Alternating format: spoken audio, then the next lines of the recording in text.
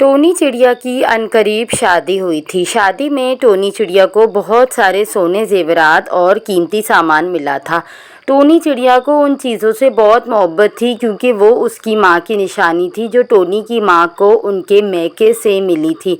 एक दिन टोनी चिड़िया कुछ दिनों के लिए बाहर घूमने जाने की तैयारी कर रही थी। बाहर जाने से पहले वो अपनी पड़ोसन मीनू मौसी के घर जाती है। अरे मौसी, ओ मौसी, मीनू मौसी आप कहाँ हो? मीनू मौसी बाहर आती है। हाँ चिड़िया, बोलो कैसे आना हुआ? मौसी मैं कुछ दिनों के लिए राजू चिड़े के साथ घूमने जा रही हूँ। क्या आप मेरे ये सारे जेवर और कीमती सामान अपने पास संभाल कर रखेंगी?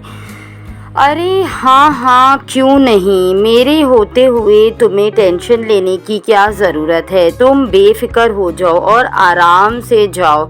मैं तुम्हारे सारे जेवर अपने पास संभाल कर रखूँगी। ठीक है मौसी, आपका बहुत शुक्रिया। अब मैं जा रही हूँ। फिर वो वहाँ से चली जाती है। ऐसे ही कुछ दिन गुजर जाते हैं और चिड़िया वापस अपने घर आ जाती है।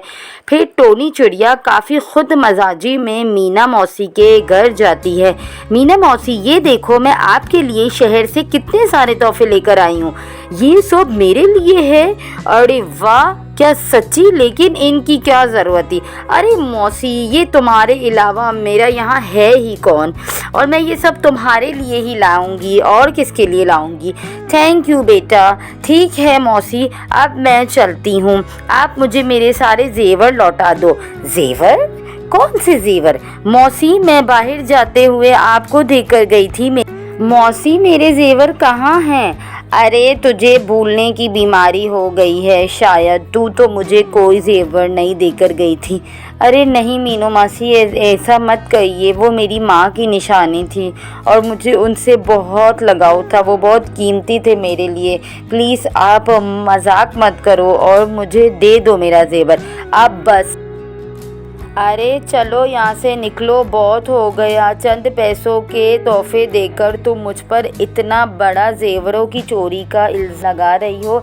ऐसा बिल्कुल नहीं होगा। तुम्हारे पास कोई सबूत है क्या? तुमने दिए थे मुझे जेवर। जब सबूत मिले तब आना। अभी चलो निकलो यहाँ से। इतना कहकर मीनू मौसी ने चिड़िया को घर से निकाल दिया। बेचारी चिड़िया खूब रोई और रोते रोते अपने घर चली गई। ऐसे ही काफ़ी वक्त गुजर गया और बरसात का मौसम आ गया। जंगल में काफ़ी बारिश शुरू हो जाती है और 7 दिनों से लगातार बारिश हो रही थी। सारे परिंदे अपने अपने घर में ही थे। ना उनके पास कोई खाने का बंदोबस्त था और ना ही वो बाहर जा रहे थे खाने की तलाश के लिए।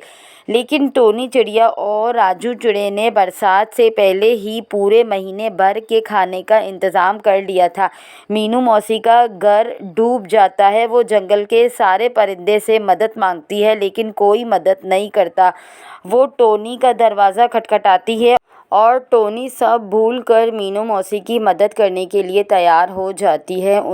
उन्हें अपने घर बुला लेती है और उनके खाने रहने का इंतज़ाम करती है और मीनू मासी से कहती है कि आपको मेरे होते हुए टेंशन लेने की ज़रूरत नहीं। मैं और मेरे शौहर आपके लिए अच्छा सा घर बना देंगे। और टोनी का ये रवैया देखकर मीनू मौसी को अपने किए पर बड़ी शर्मिंदगी होती है और वो मीनू से माफ़ी मांग लेती है और सारा सच उगल लेती है और टोनी की माँ का दिया हुआ सारा जेवर भी वापस कर देती है।